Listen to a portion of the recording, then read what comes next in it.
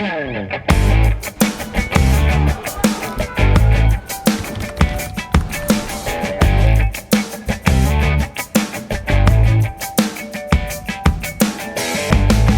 programa de hoje, vamos conversar com a ex-ministra do Meio Ambiente, Marina Silva. Marina Silva da Rede, que conosco vai falar a respeito desse momento que nós estamos vivendo no Brasil, né, de recorde após recordes de desmatamento na Amazônia, falar sobre a questão do meio ambiente ser tratado com responsabilidade aliado ao desenvolvimento econômico e outros assuntos também que vamos destacar aqui no nosso Espaço Cidadão. Seja bem-vinda, ministra Marina Silva, ao nosso Espaço Cidadão.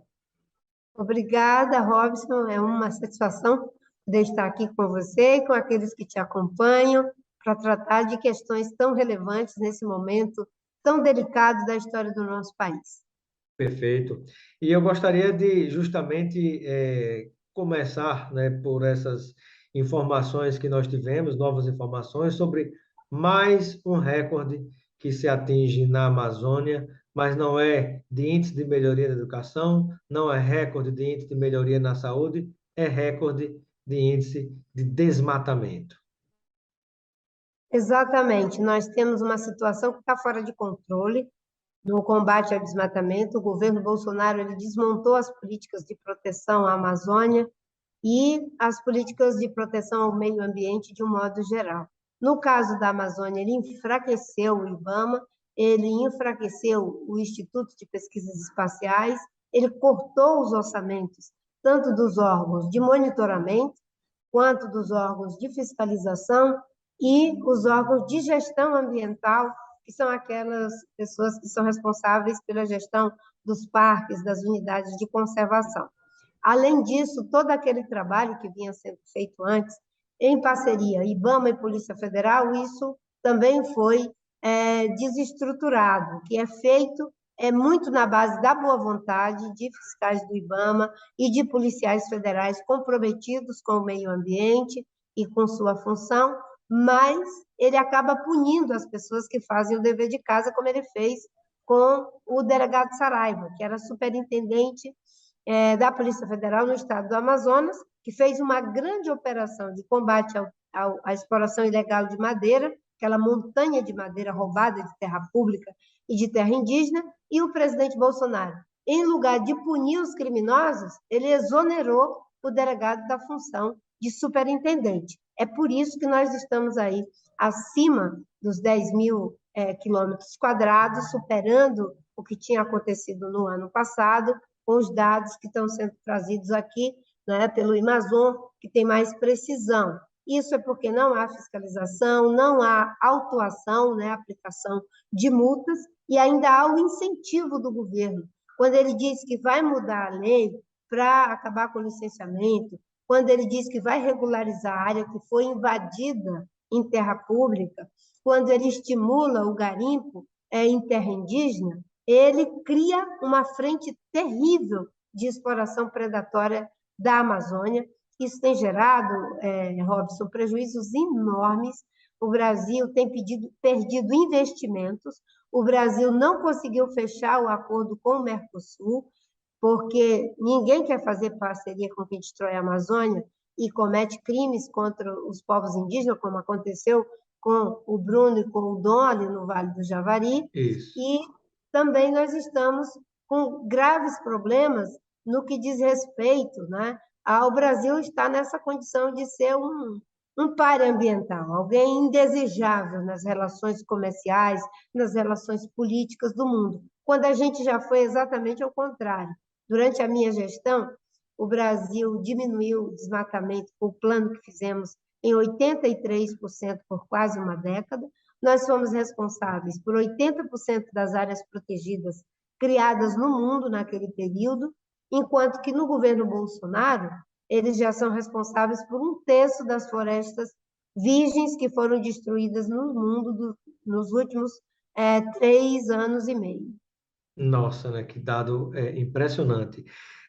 Ministra Marina Silva, e quando a gente pensa atualmente na própria, nesse período já de campanha oficial eleitoral, os candidatos a presidente da República Alguns, né, tratam da questão da preservação do meio ambiente, do desenvolvimento econômico, que tem que ser de modo sustentável, mas me parece que talvez ainda não, alguém ainda não tenha, ou alguns não tenham ainda afinado no discurso certo, ou no compromisso certo a trazer para o eleitor, naquilo que diz respeito ao trato com o meio ambiente, na conexão com o necessário também desenvolvimento sustentável. E eu queria lhe ouvir sobre isso, né? Como uma estudiosa da causa, alguém que acompanha e já atuou muito mais fortemente de perto à frente do Ministério do Meio Ambiente, com todo esse assunto.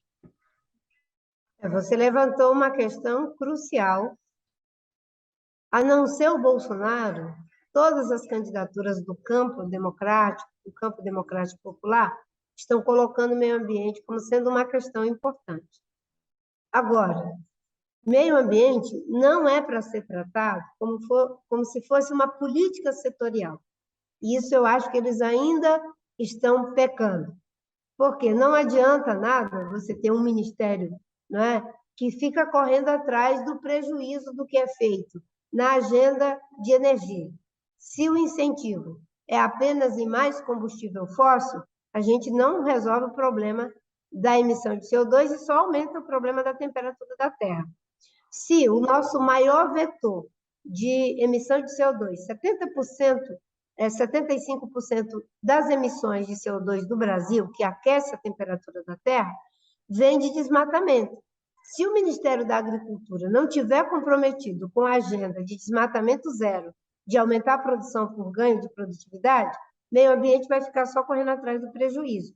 E se continuar fazendo grandes projetos, como Belo Monte e rodovias, que causam um rastro de destruição ao longo das estradas, também é correr atrás do prejuízo. Portanto, é fundamental que os candidatos estejam comprometidos com a recuperação atualizada daquilo que eu chamo de agenda socioambiental perdida. O que é a agenda socioambiental perdida? É a agenda que fez com que a gente tivesse aqueles bons resultados durante o período em que eu tive no Ministério, que continuou, né, com a ministra Isabela, com o ministro Mink, e mesmo o ministro Sarney Filho, o ministro Duarte, mesmo com todas as dificuldades que tiveram que enfrentar. O Bolsonaro destruiu tudo isso, e agora é preciso recuperar essas diretrizes. Quais eram essas diretrizes? Política ambiental transversal, em todos os setores do governo. Política de fortalecimento do Sistema Nacional de Meio Ambiente, porque ele foi desestruturado, como eu falei anteriormente. Uma política de controle e participação da sociedade. Não há como cuidar de meio ambiente apenas com servidores públicos, são 8 milhões de quilômetros quadrados, né? Com 11% da água doce do mundo, com a maior quantidade de florestas tropicais do mundo, com a maior biodiversidade do mundo, enfim. Não é? Então, cuidar disso pressupõe uma forte participação da sociedade. Os conselhos precisam funcionar, é preciso ouvir os cientistas, ouvir os empresários que têm sensibilidade com a agenda ambiental. E, por último, não é? Ter uma política de investimento forte, não é? Em infraestrutura para o desenvolvimento sustentável, agricultura de baixo carbono, transição energética com base em eólica, solar e energia de biomassa, e assim por diante. Então, é recuperar a agenda socioambiental perdida. Ter como matriz que orienta a política ambiental, isso que eu falei, fortalecimento do Sistema Nacional de Meio Ambiente, política ambiental transversal, controle e participação social e desenvolvimento sustentável. Porque quando você tira o que não pode, como você disse, tem que ter desenvolvimento, você tem que botar o como pode. Imagina o quanto a gente não pode gerar de emprego com reflorestamento, por exemplo. São milhões de empregos. Com energia solar, né? Se você vai fazer o teto solar da tua casa, isso é mão de obra, isso é equipamento, né? Se Gera você emprego e renda, né? Gera emprego e renda. Se você começa a fazer agricultura de baixo carbono, em vez de uma safra, você vai ter 2 safras por ano. Isso é mais produção, isso é mais emprego, é mais renda.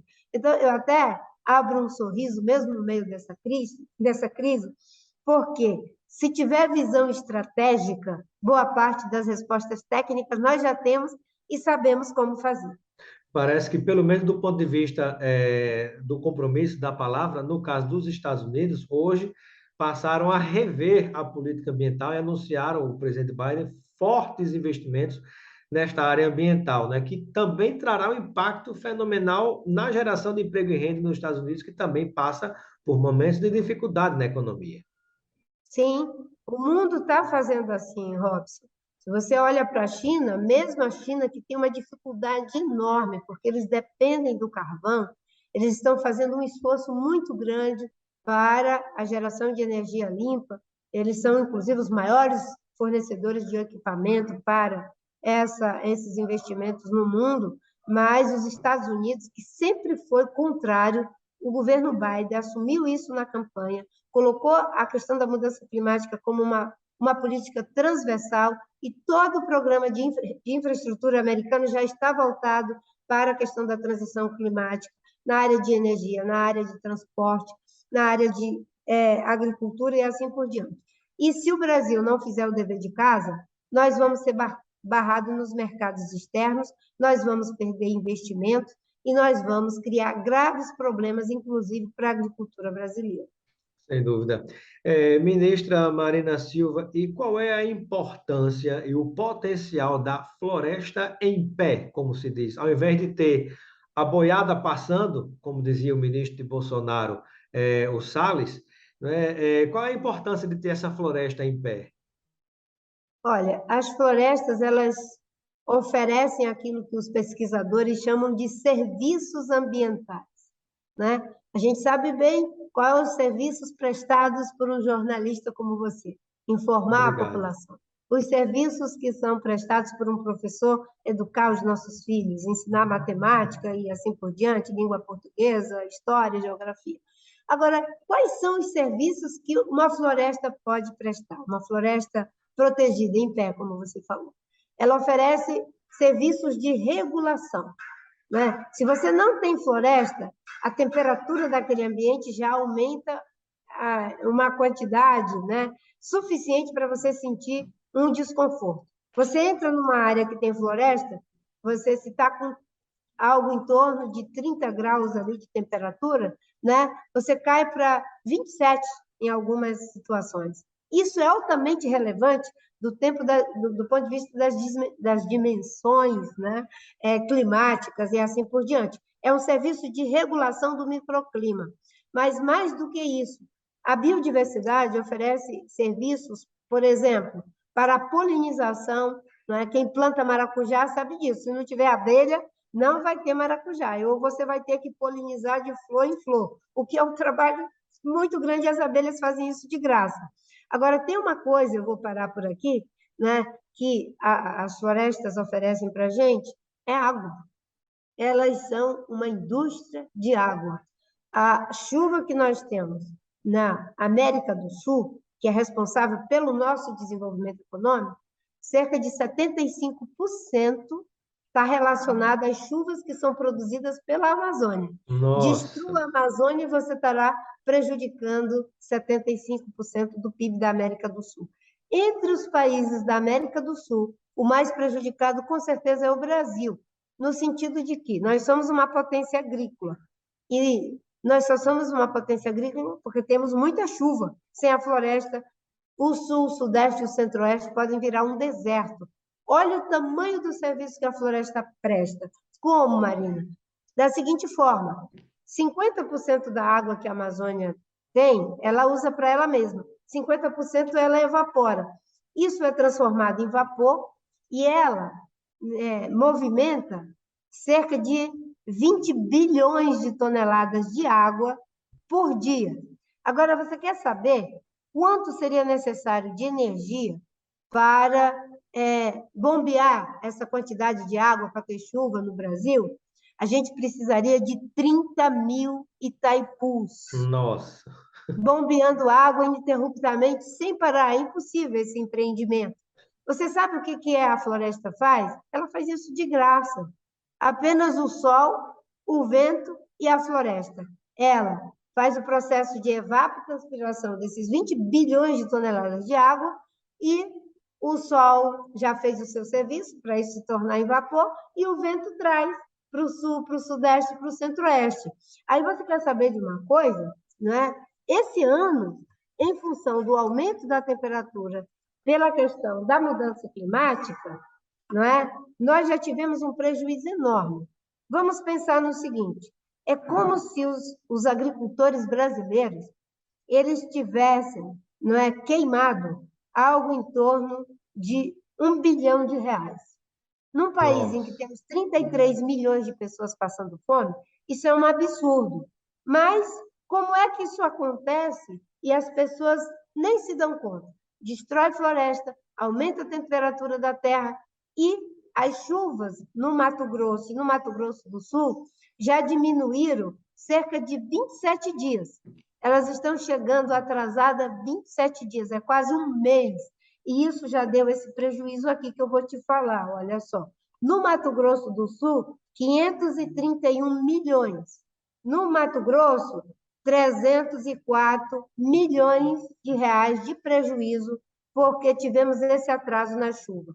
E isso pode entrar num processo de aceleração e será terrível. Ou seja, a floresta em pé, uma conversa longa para mostrar que ela é fundamental, porque ela presta um serviço que nós não temos como prestar. Agora, como é de graça, como é de todo mundo, as pessoas nem param para pensar. E existem aqueles que acham que vão destruir os recursos de bilhões de anos pelo lucro de poucas décadas e depois, o que a gente vai fazer?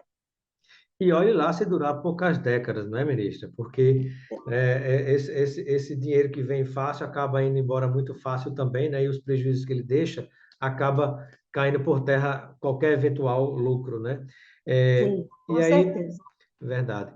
E eu gostaria de ouvir também, entrando um pouquinho na área político-partidária, estamos aí no período eleitoral.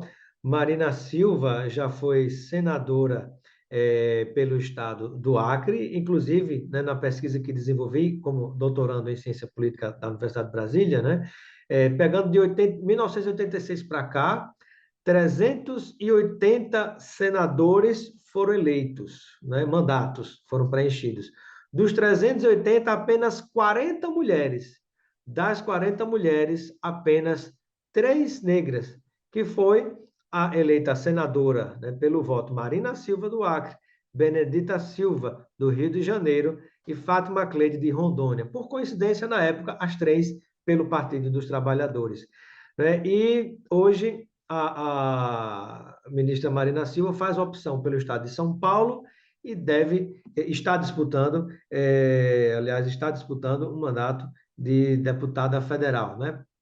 Comenta um pouco sobre esse contexto e, na sequência, o porquê da mudança de estado. Bem, na verdade, eu tive 2 mandatos como senadora pelo estado do Acre. Durante esses 16 anos, foi um trabalho intenso em defesa do meio ambiente. Como ministra também, foi graças a esse trabalho, como senadora, que eu fiquei conhecida, e a partir daí fui para o ministério, sem sombra de dúvida, a gestão mais premiada, talvez, do mundo na área de meio ambiente, não é? E, obviamente, que o meu estado do Acre me proporcionou tudo isso e esse serviço, que é para o Brasil e para o mundo. A agenda socioambiental ela não tem como ser feita apenas em um estado. A mudança climática afeta todo mundo, né? A perda de biodiversidade, a perda de chuva afeta todo mundo.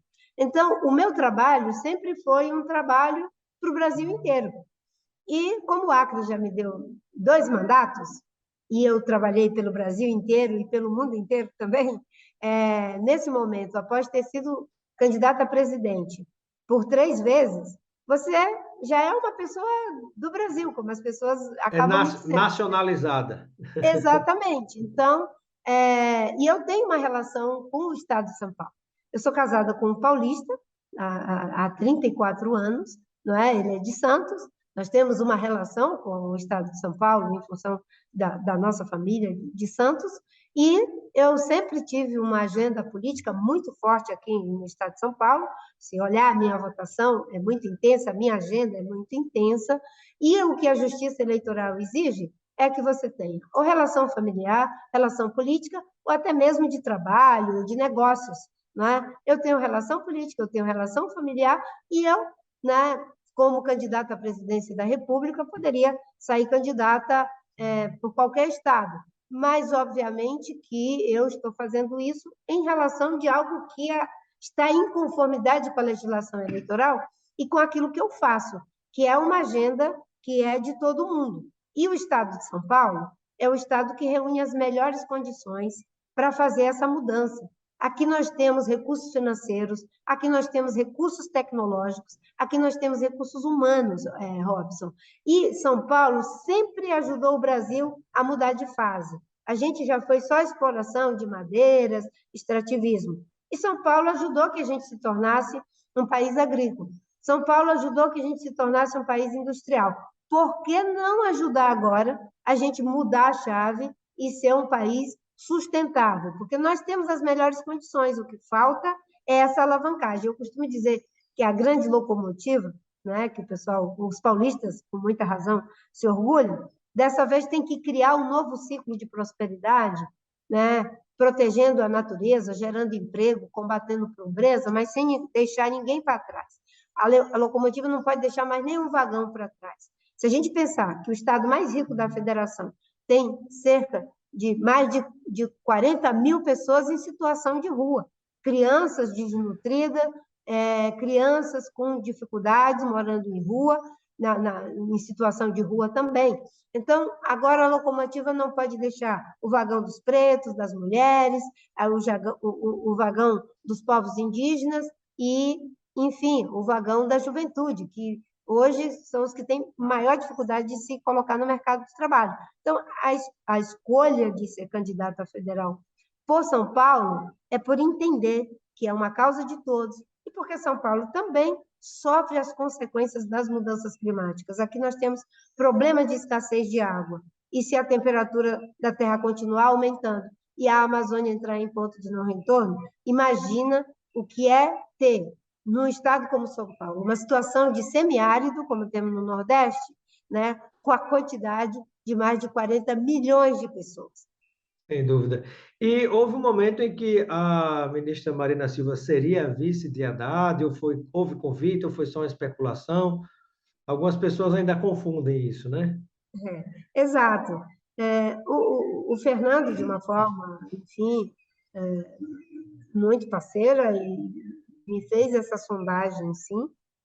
Aliás, foi ele que disse que tinha feito a sondagem, porque como eu mantive a candidatura a deputada federal por São Paulo e pelo Brasil, eu jamais iria dizer, olha, o Fernando me convidou, mas eu... Não, ele teve uma atitude muito humilde. Até dizer, eu convidei a Marina, mas ela manteve, por entender a importância da agenda ambiental no Congresso, que está ameaçada, com o projeto da grilagem, com o pacote do veneno, com a questão das terras indígenas serem usadas para o garimpo, e o Centrão lá está muito pesado, muito dinheiro desse orçamento secreto, é preciso ter uma boa bancada.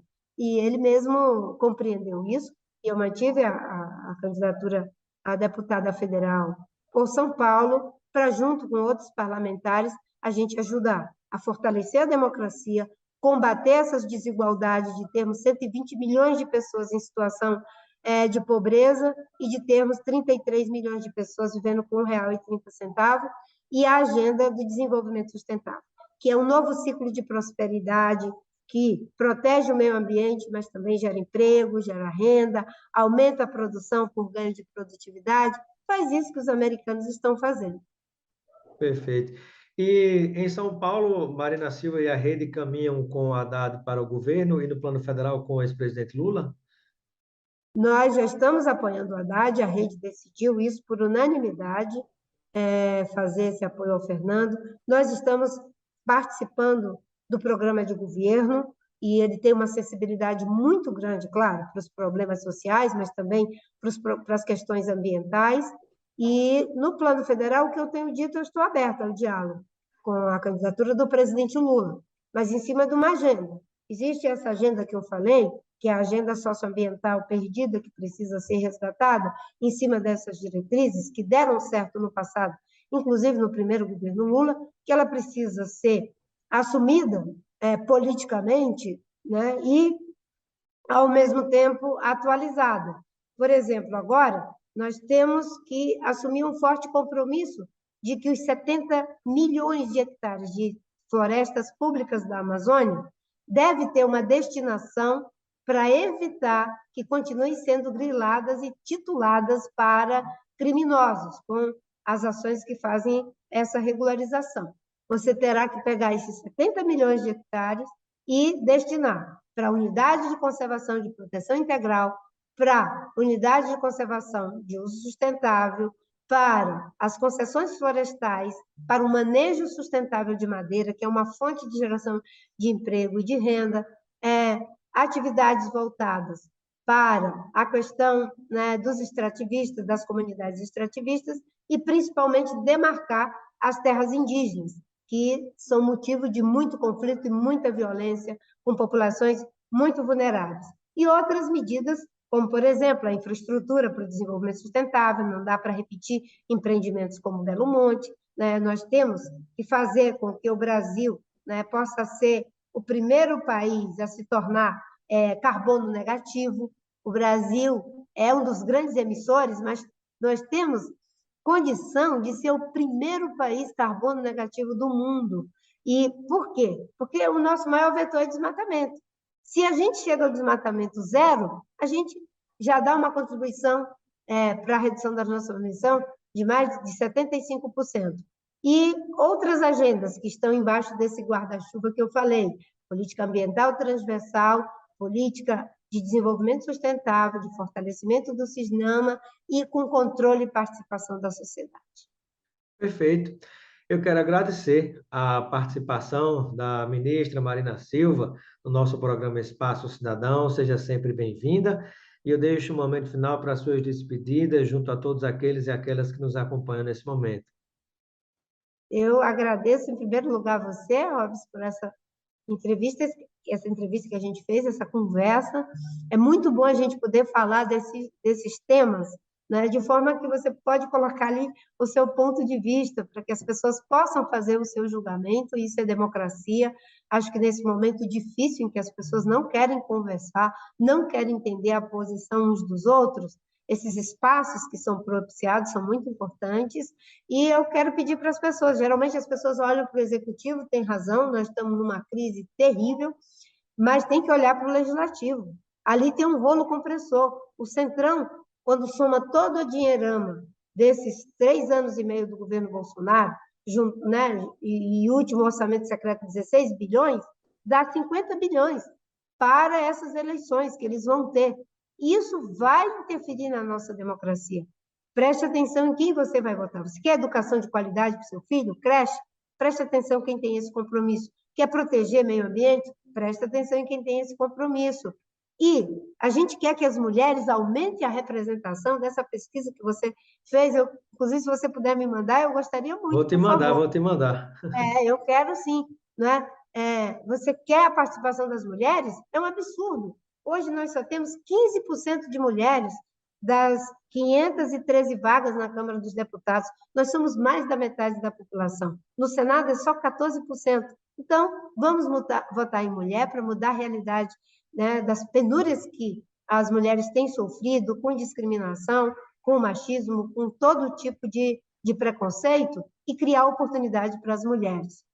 Perfeito. Muito obrigado, Marina Silva, ex-ministra do Meio Ambiente, no nosso Espaço Cidadão. Muito obrigada.